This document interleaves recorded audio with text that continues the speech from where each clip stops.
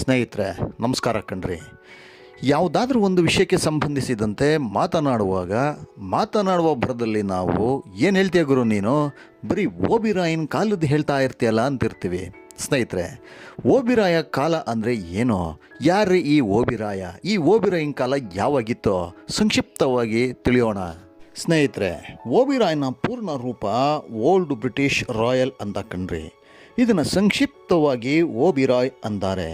ಇದು ವ್ಯಕ್ತಿಯ ಹೆಸರಲ್ಲ, ಊರ ಹೆಸರು ಮೊದಲೇ ಅಲ್ಲ. ಇದು ಒಂದು ಓಲ್ಡ್ ಬ್ರಿಟಿಷ್ನ ಕಾನೂನು ವಿಚಾರಕ್ಕೆ ಸಂಬಂಧಪಟ್ಟಿದ್ದ ಕಣ್ರಿ. ಇದಕ್ಕೆ ಓಲ್ಡ್ ಬ್ರಿಟಿಷ್ ರಾಯಲ್ ಅಂತಾರೆ. ಈ ಹಿಂದೆ ಯಾವುದಾದ್ರೂ ಕಾನೂನು ಕ್ರಮ ಜರುಗಿಸ್ಲಿಕ್ಕೆ ಮುಂಚೆ ಈ ಓಲ್ಡ್ ಬ್ರಿಟಿಷ್ ರಾಯಲ್ ಏನು ಹೇಳುತ್ತೆ ಅಂತ ನೋಡ್ತಿದ್ರಂತೆ. ಸ್ನೇಹಿತರೆ, ಮುಂದೆ ಅದೇ ಅಭ್ಯಾಸವಾಗಿ ಕಚೇರಿಗಳಲ್ಲೆಲ್ಲ ಯಾವ ಫೈಲು ಅಂತ ಯಾರಾದರೂ ಯಾವ ಕಾಲದ್ದು ಅಂತ ಕೇಳಿದ್ರೆ ಬಿಡ್ರಿ ಅದು ಓಬಿರಾಯನ್ ಕಾಲದ್ದು ಅಂತ ಹೇಳ್ತಾ ಇದ್ರಂತೆ. ಸ್ನೇಹಿತರೆ, ಓಬಿರಾಯ್ ಅನ್ನೋ ಪದ ಬ್ರಿಟಿಷ್ ಕಾಲದಿಂದ ಬಂತು ಅಂತ ಇದರಿಂದ ಗೊತ್ತಾಗುತ್ತೆ.